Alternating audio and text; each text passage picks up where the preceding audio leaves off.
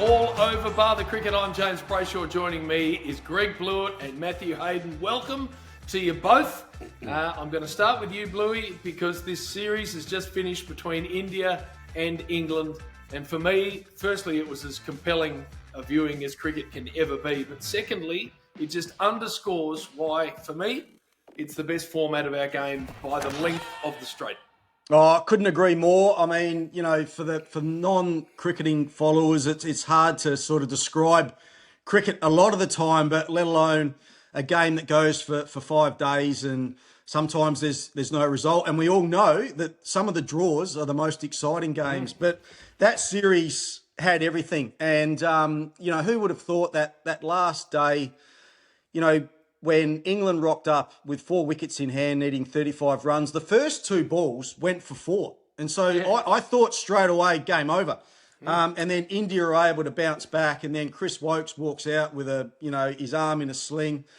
So the other thing too, it was just about a capacity crowd. It was unbelievable. We know that Indian followers follow their team around the world. We know that the English supporters love their game. Same with here in Australia as well. So I think Test match cricket in those 3 countries are thriving. Yes, there's some challenges going forward when you talk about other test match playing nations, which is why Australia, England and India have really got to embrace, the shorter series as well. But there's no doubting, James and Haydos, that the 5 test match series are brilliant because, as we know, that the longer you play the game and the longer the series goes on, there's one, you see the good players emerge, or the tough players emerge, but it's like this soap opera unfolding in front of you. There's villains, there's heroes, there's spicy behaviour. So it had everything. It really did, which was pretty much what happened in Australia our last summer. And it's no doubt what's going to happen come the Australian summer coming up as well with the Ashes coming up. What interests me with that, Bluey, and I'm sure you two have had the same experience I've had, the amount of blokes that have come up to me in the last week and said, I think we're in a bit of trouble this summer. I think. And I'm going, mate, England couldn't beat India at home. We beat India with a leg in the air. What are you talking about, you blokes? But what it's done, Dos, I think, is it has got this great big Bono out of U2 spotlight and shone it on this summer. The quality of that test series means even more we can't wait for what's coming this summer. Brilliant marketing piece for the Ashes this summer. And I just got to get this off my chest. Any time that England take the gas in a test match, anytime, I don't care where I am in the world, sign me up for it, because that was just absolute magic. And I hope we see exactly the same thing happen come the first test match on the 21st of November over in Perth Stadium. Yeah, look, agree with all those sentiments, Blue. I understand it's just such a beautiful testimony to test match cricket, to have such a huge, trophy. India, England, such a big series. England, Australia, such a big series. India, Australia, we saw what the outcomes of that were last summer here in Australia. People voting with their feet here in Australia as well. People are not silly. That they're going to go to events that really matter, that really mean something to them. And so when you look at that kind of basic metric, the problem is that when you scrape beneath the surface of that, you are not getting that same level of engagement from a fan base point of view when it comes to other test matches and other series. And it's also a case of following the money as well. So we understand just how huge the Ashes is going to be, for Australian cricket. Bearing in mind that we only make money out of the home games that we play in bilateral series. The rest of the time we're relying on the ICC with their handouts, and we understand the importance that they're placing on Test match cricket through the creation and also the innovation of Test World Championships. Prize money's gone up approximately $1.5 million, divvied out to the winning countries of that tournament. It's up from, I think, 4 million to 5.5 million. So there's a lot of emphasis, placed on just that particular part of the game.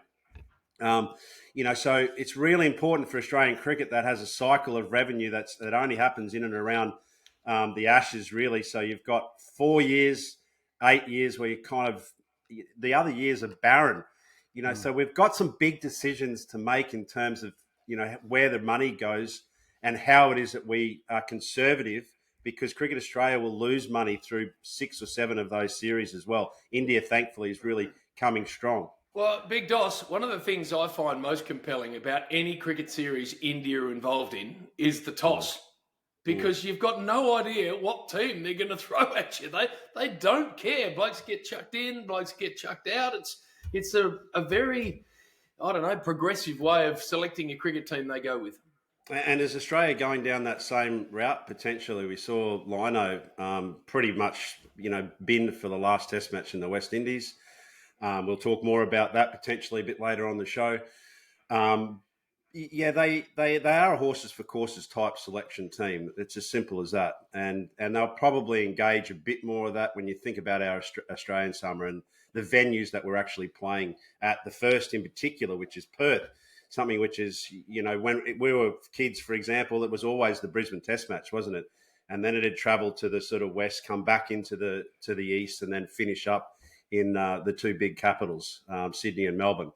Look, I just want to reinforce what Bluey just said there around the drama of Test match cricket. When you look at the two really important metrics of Test match cricket, they are really, you've got to follow the money to understand what is the health of Test match cricket. Where is the game going financially in the spectrum of the other landscape of the game, and then people vote with their feet, don't they? Like, they're not going to go to a tournament that you don't want to watch. So my question is to the game is, outside the big countries of Australia and India and England, let's have a good look at the health of the Test match program. And then I think, like a veneer, you'll find that the shiny, happy surface is unbelievable, what we've just witnessed in this series. We will witness exactly the same thing in Australia. When it comes to the Ashes, there's arguably none bigger. Maybe the Border Gavaskar Trophy. Maybe now the Anderson Tendulkar is in that sort of that echelon of Test match cricket.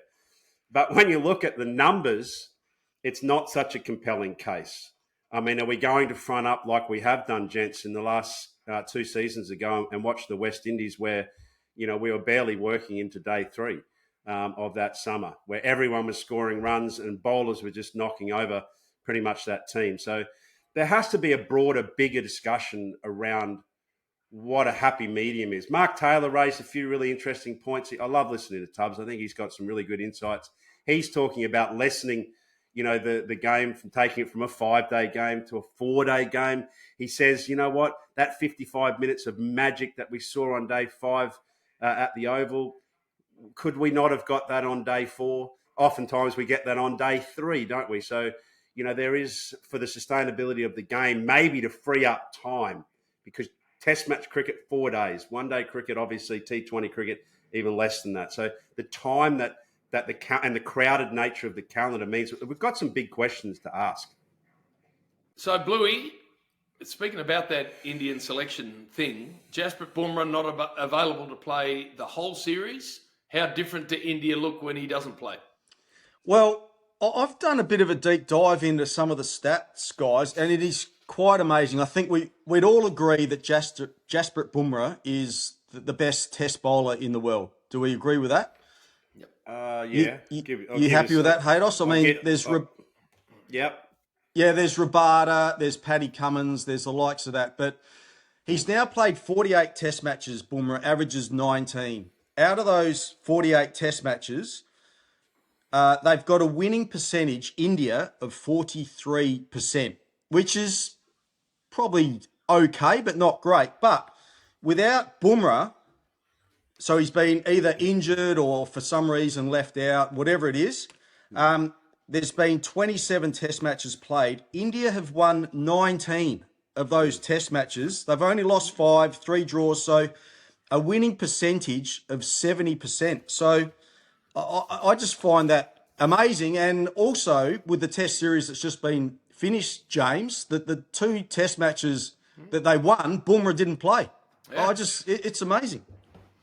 For a bowler that good, it is. Yep. It is amazing. It's not an uncommon thing, though, like that your star player, in particular star bowler, considering in Test matches, you've got to take 20 wickets to win a Test match. It is such a key element. You know, you go right back to Glenn McGrath, for example, standing on in the second Test, standing on a ball, and then the impact that had on that Ashes series in 2005. Lyon is exactly the same in 2003. He did his calf in the second Test match, didn't play the remaining 3, and Australia really battled. You know, at the time, he was absolutely top of his game. So it's not an abnormal thing, Blue, I don't think. But, yeah, I do think he is the best Test bowler in the world and the most unusual. And the way that they're managing him across the 3 formats is something which is... We as old players go, oh, mate, if you got a Test on the line, you got to play. Well, this modern game management system, it has to work out different methods than just throwing, you know, players like Bumrah out to the masses and hoping that he does well, because he just won't survive. Interesting figures, though. I would not have thought that would be the case. There's my front door.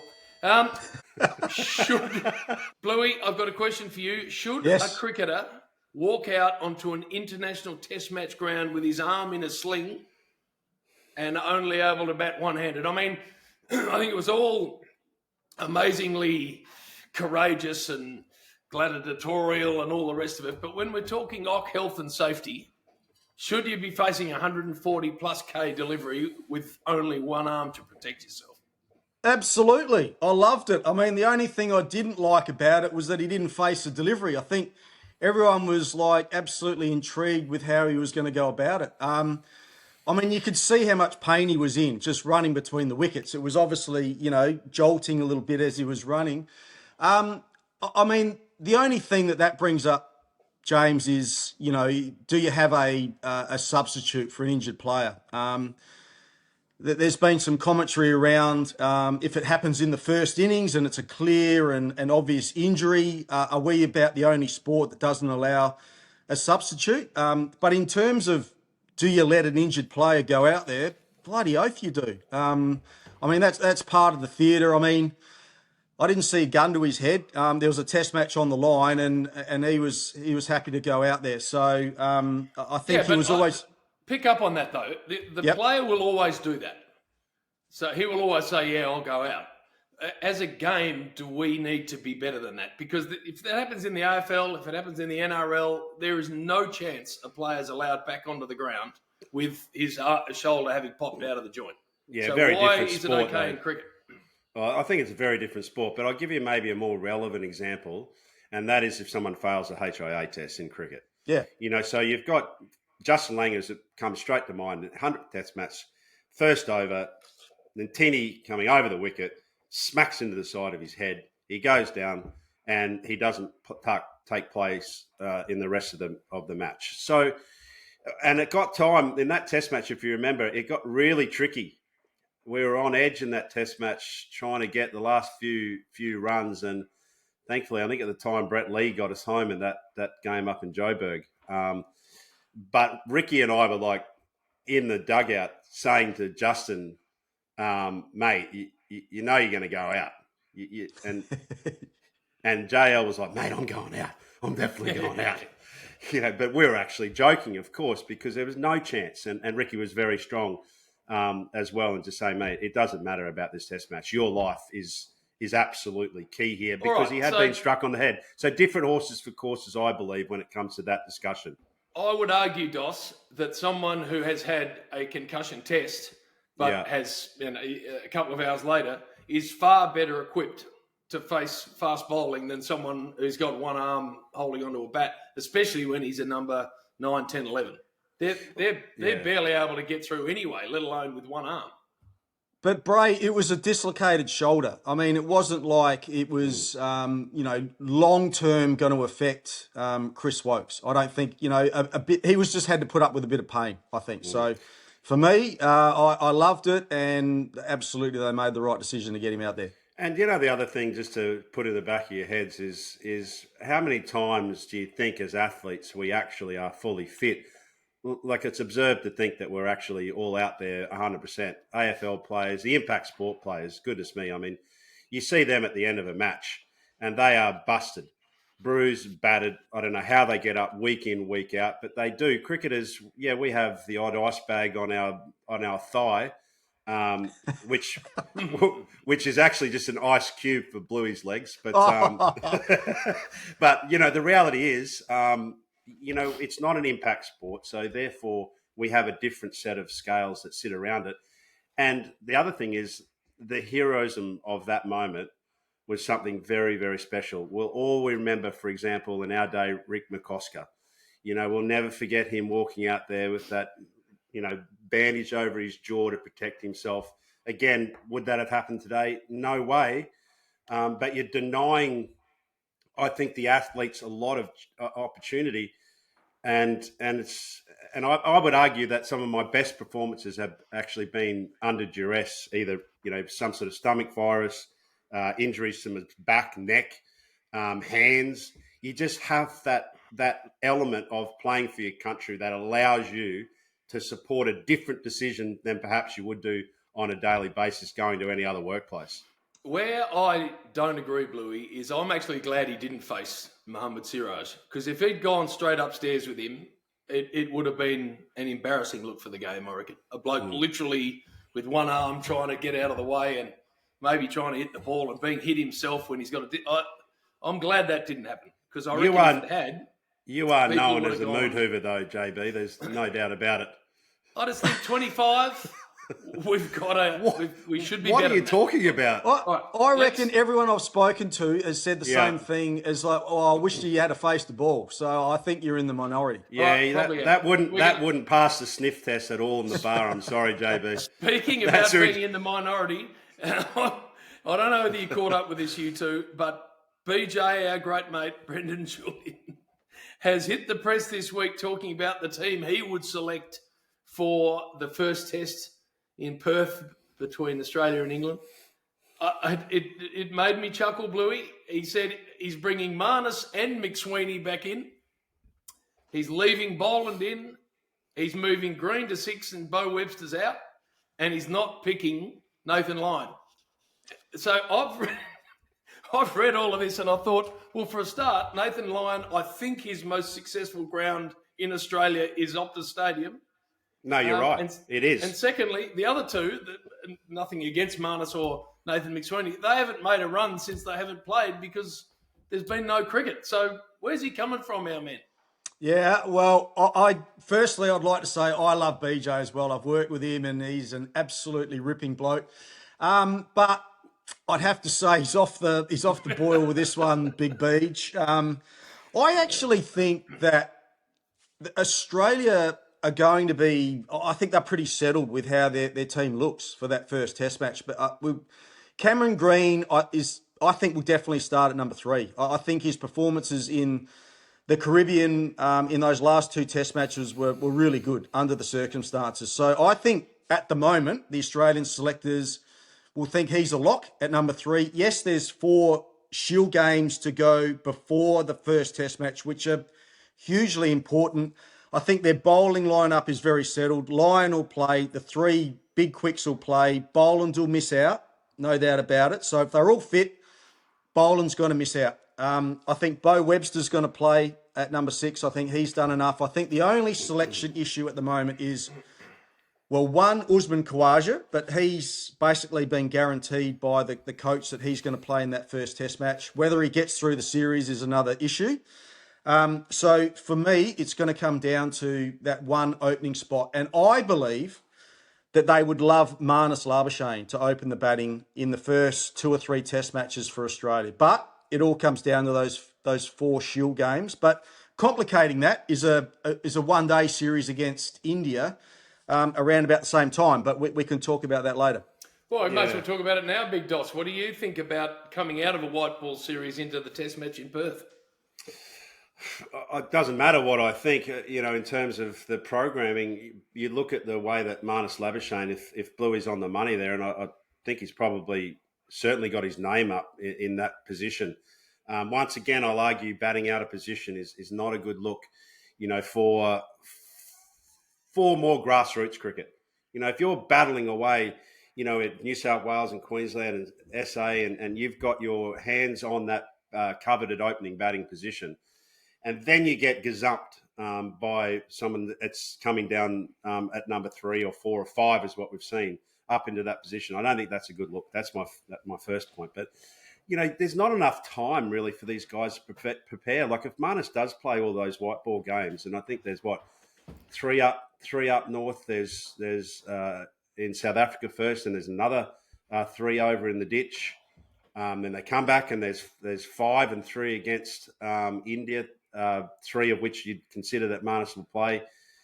Marnus just needs, and we said this right at the top, he just needs a really good batting, long format stage and phase of his career. If he's any hope to be sustainable in that test match position, 3 or open, he needs that time. He doesn't need to run around the oval. He's fit enough. He needs to get in the nets with someone that he loves and trusts and understands how it is that he's going to do, to reverse what he has been able to produce over the last two years, which is a diminishing return. And in particular, a very similar way that he's been getting out. So that's Marnus' issue. It's the same with Sammy as well. He needs a long, sustained period, 4 games for sure, to just get back in the swing of playing test match cricket. And the only way that you can do that is deny yourself of the shorter formats of the game and prioritise, like the Quicks tend to do and have done. You look at Stark, Hazelwood, Cummins, they've only just joined the IPL, in essence, and now they're just starting to play other franchise cricket because they're coming to the twilight of their career. But they deny themselves the short format game. And I think that's the discipline of the modern player. Can he actually make that decision? And to his accountants and bank managers, just turn away from the balance sheet for a while and go, this is what I really need to do, guys.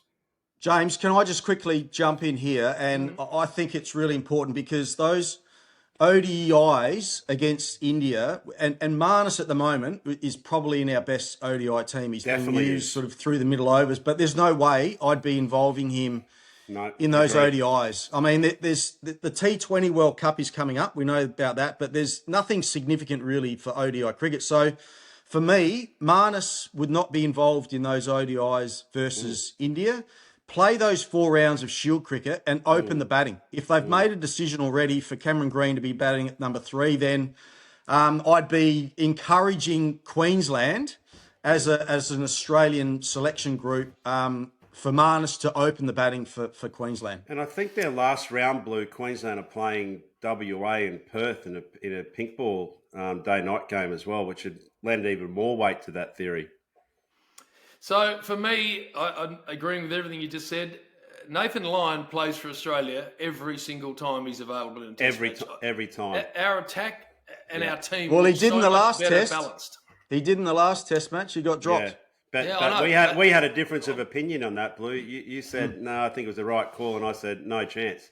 When you look at his numbers, and Perth Stadium, I can confirm they're his best. He averages 20. Best figures are 6 for 128.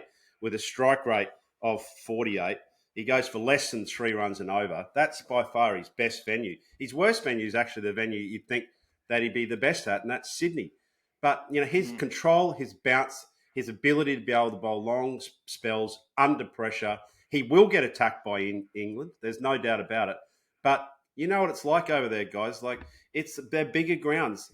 England are always going to be vulnerable, thinking that they're going to go the big one, and then they end up getting caught 20 metres off the fence. So to me, he is a must play. And I've got to say, what I've seen of the 7 test matches that Bo Webster's played, I've been really impressed. You think to his half century, for example, at Test World Championship, that was his best. I think he got 70, 72.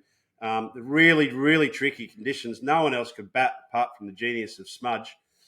Then you go over to the West Indies. He got a half century, Blue in Grenada, and he got a couple of other in Barbados as well. And he's just handy with the ball. And gosh, he can catch.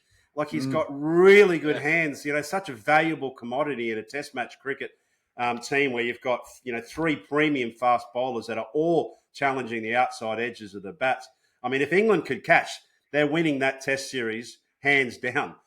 So you can't underestimate that component of his game as well. And he's an orthodox player. I mean, he's one of these guys that just looks so solid, at the crease. So you've got some flair around him at one end, in Smudgy, and you've got some flair the other at Carey.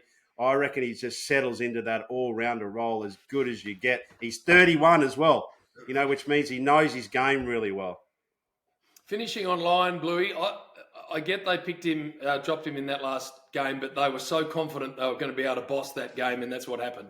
Yep. But you better get that right, because if you suddenly get 150-run partnership and you haven't got Lino to throw the ball to, you're in all sorts. So for me, especially in Australia, he has to play all 5 games. I'm going to swing onto the sale of BBL teams, which has suddenly bubbled up in the last 10 days in the papers here in Australia.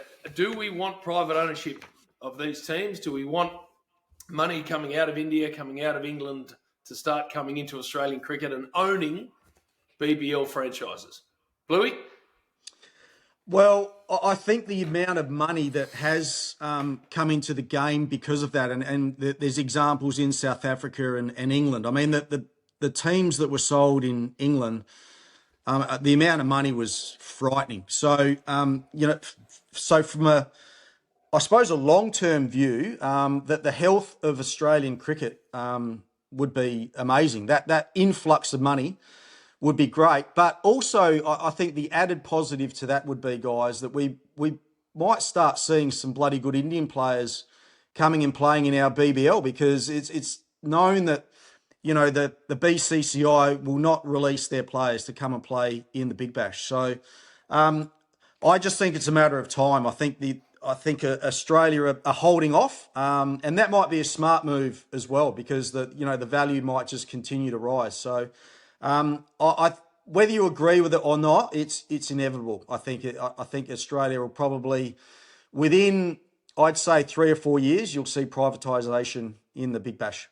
So you were chair of Renegades, JB. So you were in charge of that franchise. And from an operational sense, is what I understand as chair, you would have been, managing the team, managing its back staff.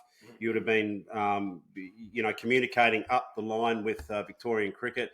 He wouldn't have been doing that much, Hados. He bluffs his way through half the time. Don't worry about that. He'd never sat in a board in his life, Blewett, so don't listen to a word he's saying. Keep going, Big Doss. Yeah, sorry, JB. Yeah, as I was saying, the question I think we got to take our listeners back to is, for a start, what is the model? So the model is that the Cricket Australia, they own the licenses. So lock, stock and barrel own the licenses. Cricket Victoria, they are then in charge of the overall operations and management, of which you chaired the one franchise. And so it's a question then of what you're actually selling, because at the moment, you've got a situation where you might be able to say as Renegades chair, look, I really want CA to take it all over. But then you've got a conflict of interest from the point of view as if I'm an investor. JB, I'm going to give you $100 million to buy whatever portion of the franchise, and you're going to give me 49% stake in the business, correct? That's sort of how the model's kind of been bandied around. Well, I don't know the exact split. I would have thought if you're putting 100 million up, you'd want more than 49%. What interests me with it, Hados, is you've got Sydney and Melbourne have got 2 teams. So they're the ones primed to be able to, New South Wales Cricket and Cricket Victoria, I imagine, will turn around and say, mate, if this money's on, we'll sell one of ours off and hang on to the other one and pocket 100 million. We're the happiest people alive in cricket in Australia. But where does that leave Queensland, Tasmania, South Australia and WA? Yeah, that's not the problem that I'm talking about. The problem that I'm talking about, though, is if I'm the investor, I give you $100 million. What I'm expecting as an investor is purely about a return on investment. It is as simple as that. If I give Cricket Australia the $100 million, Cricket Australia's main mandate is to grow participation in our great game and to also ensure grassroots is a really important part of the picture. And that goes in particular with the women's game as well, that needs that infrastructure in place. It's a well-worn path with men's cricket, and it's fantastically run through state cricket and club cricket, but not so much for the women's game. So you see what I'm saying, that there is 2 different schools of thought. When you look at India, but if for you're example, pocketing 100 million, that's where you can steer a lot of that money. That's the attractive bit of it for me, is you can go, righto, we've had 100 million jump in, if that's the figure. We can now spend excessively on women's cricket and pathways and getting that sorted. but I think you're missing the point. Like that's not going to have a yield for me. That's a yielding cricket, and it's great for cricket, but investors are not going to look at it like that. So why have they invested in England and South Africa? What have they offered investors that you're talking about? Okay, so if I can go to the real money, when you follow the money is in the IPL. So you look at any of the franchises now, and the majority of them have not been sold. Like Chennai Super Kings, how do you evaluate Chennai Super Kings? But I tell you what we can do, we can evaluate it because the BCCI in 2021 said, hey guys, we're going to have 2 new franchises. We're going to put it out to tender. And guess what? They sold for 775 million and 850 million a piece in LSG and GT. But they're 100%, and this is what I was saying, going back to the model, they are 100% private. There's not a split model. They are investors into that franchise. They are then deals made back as to revenue shares and splits and contributions. But an investor has got, in this particular case, zero control because his money is not going to stay within his company. It's going to go back to Cricket Australia for sale of asset, whose mandate is completely different to what a normal investor. If you go buy Telstra shares, you're getting that dividend straight back. It's not the case when it comes to big Bash League sale. So that's why I don't think the Indian model is the one we should be comparing to. If there are competitions set up in England, for instance, and franchises have been owned by Surrey or Essex or whatever, and suddenly we've had investors come in and go, right, now I'm buying that. Because the IPL was always an investment model. They were always privately owned. These things weren't privately owned, and now they are being. How has that worked for the people buying? And what's that money been spent on by the people that have received the money? Well, bloody good. So for example, when you look at the IPL, the last sale of the IPL was done. Gujarat Titans, they went to market in 2025. Bear in mind, initially it was a $745 million buy in 2021. They sold 67% to the Torrens Group in 2025, just this last February, for 575 million, which made the total entity 858 million. So in essence, for that 4-year period, the investor group made over 100 million, 113 million USD in that 4 years of extra evaluation. So that's what an investor group means. And I disagree. I actually don't like a hybrid model. I don't like the fact that cricket is going to, house that money. And if you're going to have an equity model that supports privatisation, you just lock, stock and barrel sell it to a billionaire that wants to have this as his next Ferrari. And what he's going to do is he's going to make so much money because you're only good then as the deal that you make as to where the revenues go post the sale of that asset. Well, I must admit that's how I thought it was going to be done, if done at all. And the if done at all is going to be what we'll wait and see. But it is fascinating because as a competition, this might be where it has to go. We'll wait and see.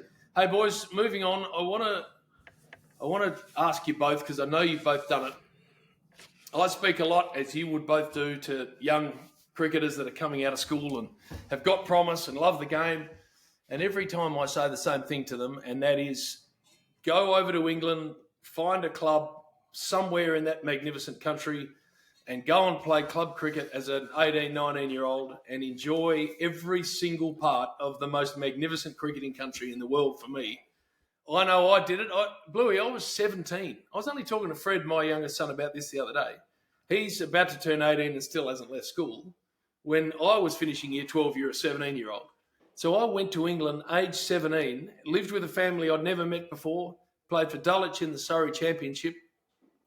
I look at my own kids and other kids now and think, how many of them at 17 are prepared to fly around the world and live with people you've never met before and have that incredible cricket experience? But that's what we all did, and it was the best fun I've ever had.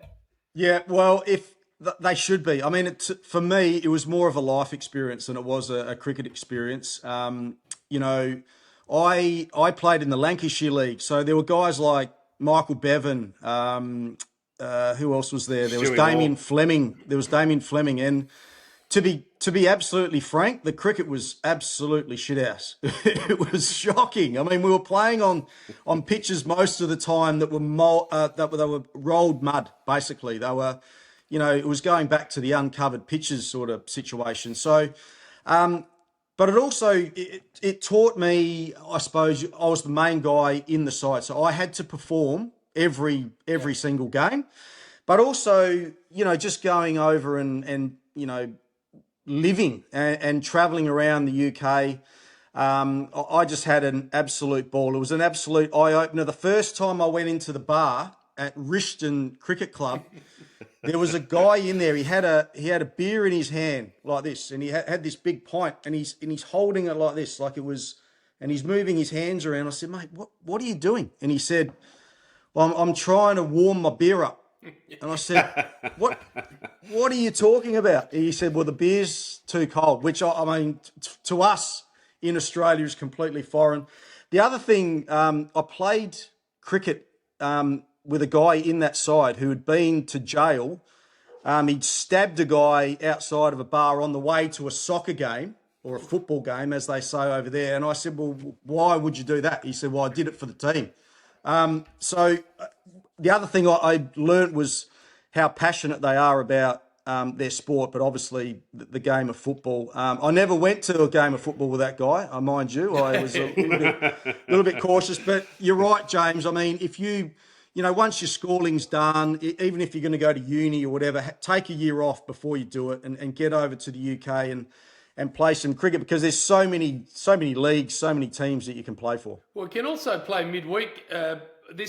This beautiful family I lived with, Haydos, they were all out of a school in South London, and they had a cricket club, the Old Rutlishians. You could only play for the Old Rutlishians if you went to Rutlish College, which I obviously didn't because I just arrived from Australia. They got to the semi-final of the one-day comp, and the captain said, "Look, we might need a little bit of help, so we're going to draft you in to play in the semi for us. You're just not allowed to speak." So I'm out there batting. I can't call yes or no or anything. I literally played a whole game of cricket without uttering a word, and we won. And then I flew back before the final, so I wasn't able to play in that. But the midweek teams, especially if you're around London, you can play for the Law Society, which I played for. This old bastard used to turn up in an open-top MG sports car, pick me up and take me to the games. I mean, Dos, as I said, it's the best fun in the game of cricket I've ever had. Yeah, it's just, I hear what you're saying, gents, and I had a very similar experience. 92 was my first year of playing over in the Berry League. So I'm in Greenmount Cricket Club. Prior Jamie to me, Singers played for Greenmount already. Yeah, Jamie may have, but I definitely know Tubbs. Tubbs played. Tubbs was a hero. Like, when I came into that club, you're typical of these clubs. It's the same in county cricket. If you've had a superstar that's gone before you, you just get barrage of stories. And Tubbs was thirsty, so you can imagine there wasn't a part of his 50s and 100s, which he inevitably was so successful in that club, that would have gone in his skyrocket. He was just shouting the whole of the village. So there was an immediate pressure on me to do exactly the same. But, I had a young pro, Chris Holding, who was a real gun all-rounder, played for a club here in Brisbane called Toombul. And he was my sub-pro. So I was the pro. And as to Bluey's point, you felt the pressure of having to perform because it was really you. But a little side story, there was these two young kids, Philip Neville and Gary Neville, that were also very, very good cricketers that played for Greenmount Cricket Club. Now, his old man, his name was Neville Neville. Can you believe it? Yeah. And he was chairman of the Berry Football Club. And so, we used to be in warm-ups playing a bit of footy, and you'd see these guys just dancing around you like you weren't even moving. But Gary was actually, like his football, he was a gutsy little player. We got a big century partnership together in a semi-final. And Phil was all class. He was all touch, all class with the bat. And our Sundays were always to walk from Greenmount down to Berry through this beautiful old village trail. Because in those times, 92, Sky Television wasn't really, pay television wasn't really a thing. But at the Neville's house, Sky Television was everything. So the mum used to make this beautiful big traditional Sunday roast with the gravy and the Yorkshire puddings. And we used to sit and just absorb ourselves in the football and watch every game of football on the Sunday that was played. And then, cast it forward all those years and, those two guys. And at the time, they were a part of that kind of young Manchester United football academy.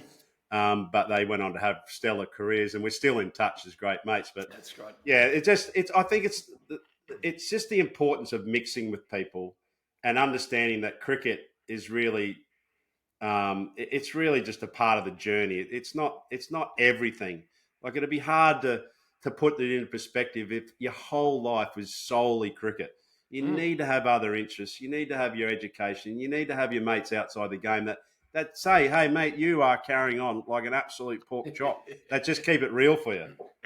Hey, Bluey, my old man took 10 for 44, Stixie, in a Sheffield Shield match against Victoria in 1967. And as soon as that Sheffield Shield season finished, he went and played for Bacup for 2 summers. And because he's a journalist, stayed over the winter with Mark and myself at, I think we were 3 and 1. Stayed over the winter to work for the Manchester Evening News. And then came home and continued to play cricket to the late 70s. So the old man had 2 seasons for Bacup. I went in 1989 to play for Nelson in the Lancashire League. Steve Wardos had been their pro a couple of years earlier, and that's all I heard about was how good he was. So the first game I played, just as shit luck, happened to be in Bacup in April. So I turned up and it was snowing. There was snow falling on the ground. And you both will know how much of a miracle this is. It was the only time in that whole summer that I made a 50 and took 5 wickets. Now, the 50, hopefully not so much of a miracle, but the 5 wickets never happened again. Anyway, and we won. So that's a double collection, and we won the game. I'm the only player for Nelson who had a shower after the game. Everyone else in their whites just went straight to the bar. So I had a shower, got changed, got my cricket kit. I'd been in England for all of about 2.5 days. I walk out, it's pitch black to go over to the bar. There's this old bastard who'd waited in the freezing cold for 40 minutes for me to emerge. He looked at me in that Lancashire way of speaking. He said, Brayshaw, there's out on your dad. And he just turned around and walked away. So all he wanted to tell me was I wasn't as good a player as my old man who played there 30 years earlier. Miserable old bastard. I thought he was hanging around that long for a beer because we should explain that if you get a collection is like if you get a 5 for or your top score or whatever, a hat is taken around the crowd and it's called a collection and they chuck in a couple of quid and you might end up with 100 quid, which to a 18-year-old is a lot of money, but you got to shout pretty much everyone the whole in the bar with your collection. Club. Whole bar. The whole bar. No, every time it went, he wasn't interested in the beer, Bluey. He just wanted to tell me that I was nowhere near as good a cricketer as and he was right. Oh, mate, I already knew that. I didn't need him telling me. You shouldn't have had a shower, JB. You should have just gone out hot and sweaty and just just tweaked out your full repertoire of Tiger O'Reilly. I'm going to tell a story on another podcast about having a shower for that team down in London, where we played against a West Indian team, Bluey, and I think you know where that's going to head, but that's for another show. I've got similar stories. Yeah, I've got a couple of crackers in that department as well, Blue Dog. All right, we'll get to that on another show. Time for the final over. I'm going to rapid fire you boys, and you can both take turns in being the first to go. So, Bluey, here's one for you. Has Steve Smith now done enough to be considered our best batsman since Bradman? I'm going to say yes, absolutely. I think, his numbers are very compelling, and the runs that he's made all around us, all around the world, you'd have to say yes. I think we're all worried about him at the start of last summer about his form, how long he was going to play for, but he's back to playing some brilliant cricket. And I think, from what I'm hearing, is that I think he's got a real hunger back for Test cricket. I know he's training all this power stuff, I think, for life after Test cricket. I think he wants to play a lot more T20 cricket, but I think we're all fans of our champions. I mean, Haydos, I've got great respect for Haydos, not just because he's on our podcast, but to average over 50 and the amount of games that he played for Australia in the toughest spot. I'm, all in on Haydos, but, Punter and Steve Waugh and all these guys. But Stephen Smith, I think, I'm going to say yes. So it's a long answer, but yes. Josh? Yeah, I'm going to say no, just only because I want to protect the 1, 2, 3 spot, which I believe still is the hardest spot in Test match cricket. We saw how hard that even was for Smudgy when he went over to New Zealand and was picked in that spot on tricky wickets. That's just opening the batting. But Ricky Ponting, for mine, is our greatest batsman since Bradman. I mean, he took on the world. His maybe only chink to his batting prowess was the subcontinent wickets, in particular India. Playing champion off spinners and leg spinner and Anil Kumble. But everyone found that really challenging. So to me, he is our best, our most freakish player, and the person he's just such an enigma that he just enthralls me as a viewer to watch is Smith. His agitated state at the crease, his ability to be able to think on his feet and read play and read conditions. With a technique which we all thought was going to fall over. There wasn't a man alive, whether you be in the pub or whether you be in the comms box, that didn't think that Steve Smith, had some really critical technical flaws. But as we all understand, the only technical flaw that matters is the one that's not scoring your runs. And so, his genius maybe can be very similar to the pre and post-war times of Bradman on uncovered wickets, which must have been extremely difficult. But purely batting, Ricky Ponting surely is head and heels above everyone else. Well, I am older than you two, so I'm old enough to remember Greg Chappell live. I've never, ever seen a bloke make batting look as easy as that bloke did. And he averaged 54 against the West Indies for 7 straight years with Roberts holding. Yeah, but James, he also, wouldn't tour India and Pakistan and places like that as well, which is a bit of a question mark. Fault. It's kind of crazy why it's how we can't compare eras, though. It's difficult. Like, if the question was, is Smudge our best player in this era, you go 100%. And then you go probably Ricky in that era and maybe Steve in another era. I think it's hard to compare eras because there's such a different landscape. I agree. Was Gambhir, the coach of India, right to tell the groundsman at the Oval to jog on? Or was the groundsman right to say, get off my square? Dos? Talk about thrown under the bus. Look, as you boys know, I used to sit out in the middle and meditate, and there wouldn't be a person, a groundsman, that wouldn't at some stage come up and say, mate, get off the wicket, which I'd politely say, go, what yourself. So I'm not exactly there to talk about that. But look, I think they can get pretty protective around their surfaces.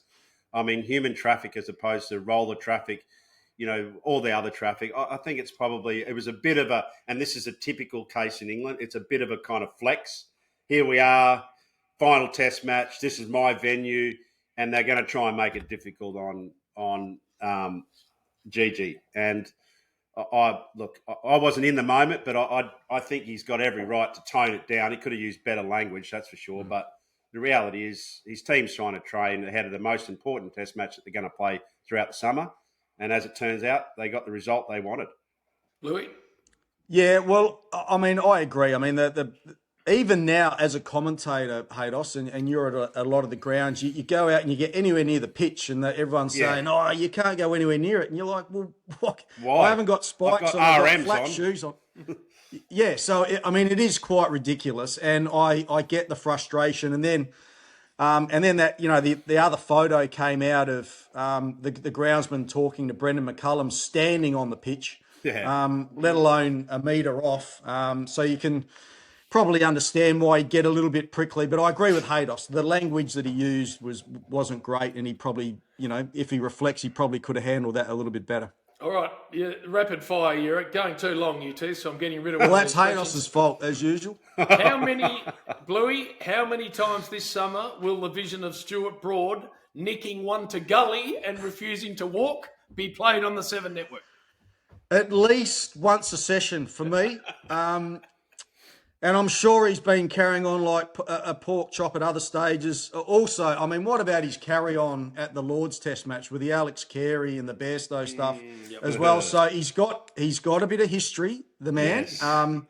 But from what I have known about Stuart, he's a cracking bloke, and I really enjoy his commentary. So I'm looking forward to him being in the commentary box. It's going to add a lot because I think he's already got some direct feedback from a lot of the Australian supporters about coming out and working for Seven. But in terms of the vision, that nick to first slip, mate, that's got to be on repeat.